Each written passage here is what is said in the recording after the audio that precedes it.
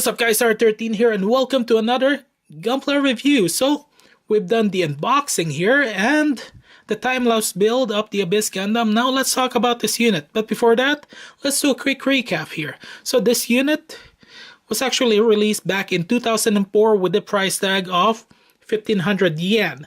And this unit made its appearance at the second season of Gundam Seed, which is called Gundam Seed Destiny. So, the storyline is a little bit different, but almost the same. The unit was actually stolen, but rather than from the Earth Alliance, it was stolen from the Zaft side this time, from the second stage series. Two other units was actually stolen, which is the Chaos and the Gaia. And the pilot of this unit, his name is Yul. It's kind of hard to pronounce here. Yul Nader. Yeah, and he is a teenager that was that actually have an enhanced abilities through the use of brainwashing and drugs. Yes. Okay, now that we got that out of the way here, let's talk about the unit here. You guys already noticed right away, I actually decided to use the stickers and all of them, and the result ain't actually great here. The stickers are actually peeling off. Look at that there. Yeah, first time that I decided to use all the stickers, this is the end result. It's probably due to the humidity of my room. It's dry. Multiple factors, but low humidity, high humidity, I really could not advise people using stickers unless they use really strong adhesive. Okay, so building this unit is actually quite easy. One of the things that I do want to mention is there will be a lot of nubs and seam lines. Now, the nubs you can see in the legs here, and then yeah, I made a mistake on the shoulder part here. I kinda shave off a little bit, but that's one of the areas that there are some nubs here. And then we got this here. Nubs and seam line. Now you can actually fix that easily by the use of cement, Tamiya cement, and sanding. And there's more there in the shoulder and a couple of other places. So one of the main issues, the sticker doesn't hold well. It's due to the environment, and there's a lot of nubs and seam lines. And the other issue also is, since this was released in 2004, this is a ball joint rather than a connector, so there's limited mobility. Okay, so, well, on the other side, also on the good side, this unit can actually transform quite well, which I actually want to show you guys. But before that, I want to talk about this unit's weaponries. Okay, so this unit actually got a combination of beam and projectile weapons. So the first one that I want to show you guys is the beam lance here, as you guys can see. And I pulled out the beam effect parts here, which is actually not bad part of the frame. And it's actually quite nice. But you actually have to do a little bit of painting, actually, sadly, to give it a better look. But just with that, it already looks good. Now, the next part for the weaponry are the torpedoes. Now, during its transformation mode, there is actually a torpedo tube, which is actually right over here. And one over here also. So practically like a submarine. Yeah, and there's where the torpedoes are supposed to be. I did not put any details there.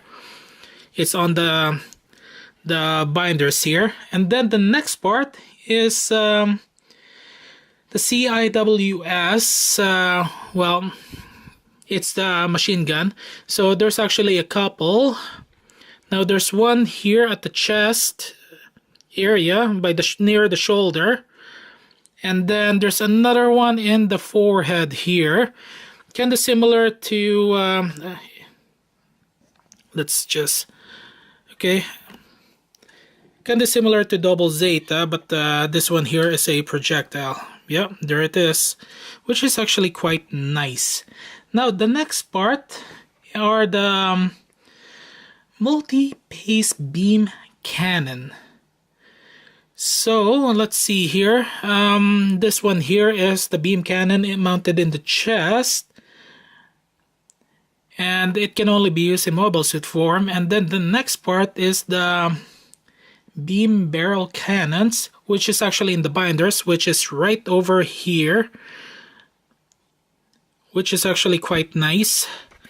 So if you guys watch the series, you'll know that it's actually this actually reminds me of the repaired version of Gundam X, the shield. Yeah.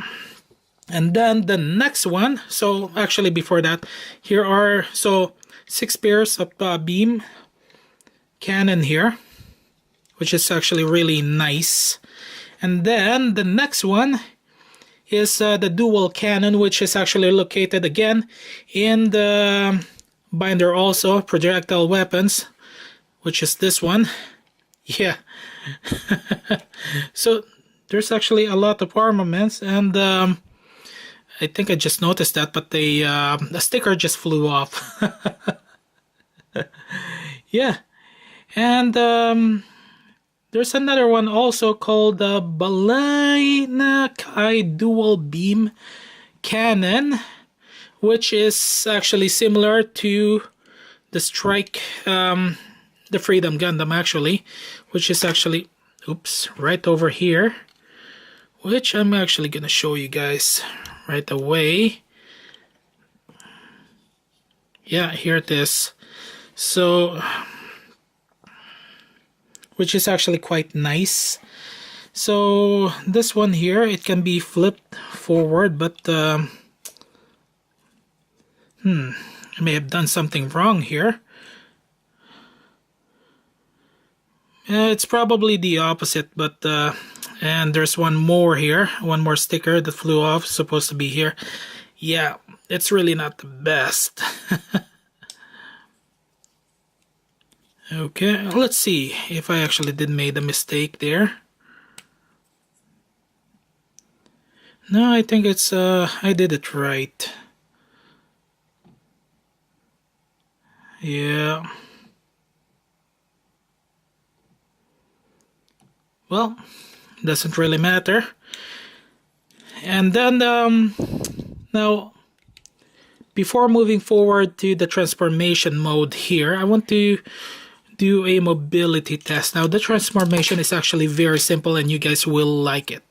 Now the mobility is actually very simple, and since we're already at the back here, as you guys can see, the cannons here, the beam can, what do you call that again?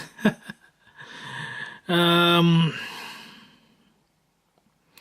dual beam cannon can be turned, but as you guys can see, it kind of falls off to a certain degree, but it's actually quite tight. And then the next part is, geez, look at that, just the sticker keeps on falling off here. Okay, and then the next part also is for the head here. Now the head actually got a good 360-degree turn. Okay, and then you get the binder here. Now the binder, this is actually a connector, just to let you guys know. So there's limited mobility also for the shoulder. Now for the binder, there's some good turn here. You can actually remove that easily, but you got to be careful. And then,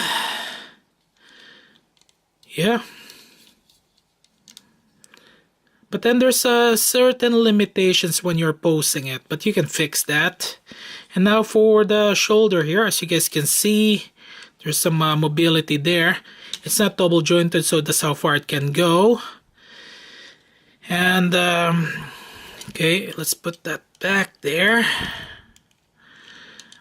Putting it back is actually not that bad. The only issue that you'll have is the binder when you remove it. And I'll show you guys here right away. Let's remove this again. So you get to make sure that you got this your finger here underneath the connector and push it right in. There you go. And then there's the slot there. Okay, and then the next part is the hands here. It's a ball joint, so you get good mobility here. And for the waist, the torso, you get some good turns here, but it cannot bend. And the next part is the side skirt. The side skirt got good mobility there. The back skirt doesn't move. And then the next part is actually the legs here. As you guys can see, it's ball joints. So yeah, that is the issue. Okay, so it actually got limited mobility. It cannot bend to a certain degree. That's how far it can go. It can definitely do a high kick. And now for the feet here, some good range. Okay, there you have it. Now, really not that bad when it comes to mobility. Now for the details here, you definitely had to put some details to give this unit a really good look. My advice is to fully paint this. And yeah, it's actually not that bad, in my own opinion, for an old kit. Now, this definitely deserves a revive. Okay, now, I'll just put this back in its proper place and let's do the transformation.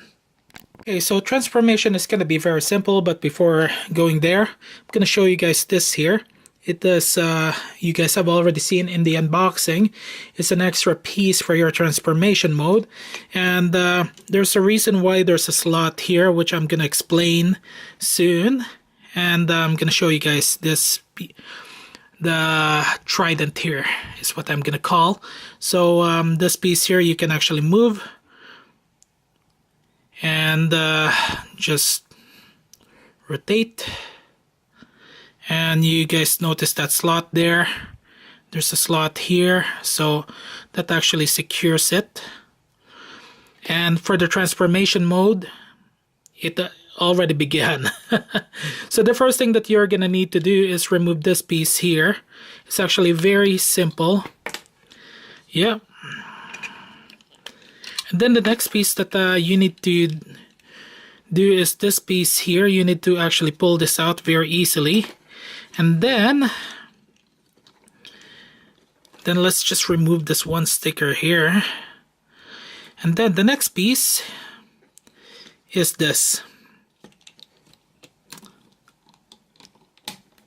Yep. And then okay, and for the feet,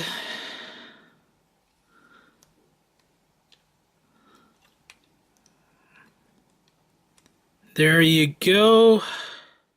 Now technically that's not how it's supposed to look, but I kind of like it in this position here. And the trident, the slot here. And last but not the least, make sure that you have the slot here in place in the middle. And there you go. Yeah, really, really nice. Okay, just gonna adjust this camera for a second here. Yeah, it's already in the transformation mode here, which is actually quite nice. A very simple, fastest transformation mode that I've ever done. Okay, so there you have it, guys. The Abyss Gundam unboxing and review. couple of points there that I want to again mention are the stickers. The stickers are quite annoying. First time I used this, all the stickers on one kit, and it did not pan out as expected. The details, very basic, but you can actually use some panel lines to give it some crowning moment. There's a lot of nubs and seam lines that you will have to fix on the Abyss Gundam here, but it is actually going to be worthwhile. Yes. And transformation mode is very easy. Now you do have a couple of extra parts left now. You can actually install the beam effect parts here if you want to. Yeah, actually, yeah, I actually like it. It's simple design, simple transformation. There's not a whole lot of gimmicks. Just put the binders together, move the legs around, and there you go. So, is this unit advisable for everyone? Well, it's a 2004 kit, very easy to build. It took me, I guess, maybe about 2 hours. This also taking my time. So it's a good starter kit. You can actually do a little bit of kit bash, and maybe you can actually create the Abyss Impulse. Yes. Okay, so that is all I got for today, guys. Thank you guys for watching. Now, do not forget to click that subscribe button below there. And I am actually getting closer and closer to reaching 200 subs. Right now, I believe I'm at 137. And remember, once I reach the 200 sub mark, I will do another giveaway. One lucky winner will receive a random kit. It's going to be a surprise. I haven't figured out which one to give out yet. So, don't forget to click that subscribe button and bell notification right over there. Check out my other videos there of unboxing. This is R13. Have a good day, good night, afternoon, wherever you are. Thank you guys for watching.